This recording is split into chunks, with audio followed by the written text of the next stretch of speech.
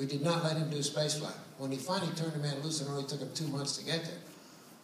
So when he came to this country at 45, he said, "Sir, we want you to put a satellite up." He'd been easy there 5 years, so we'd been up 7 years before Sputnik. But we didn't understand the romance and the history and the exploration purposes of spaceflight. So we thought it was for competition or weaponry or something else. But fantastic, and I've been able to share in this technology. That's your moon rocket right there. And this, of course, is a launch control center over in here.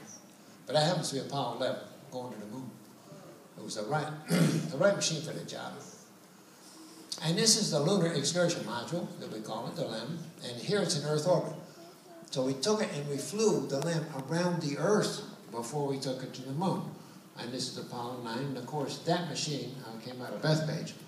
And Bethpage, I'll tell you, was darn good. This was an incredible machine. It was done right, even looking back 45 years. Now, Grumman did that machine really absolutely right. And here's that same machine now in lunar orbit. And of course, it did its job.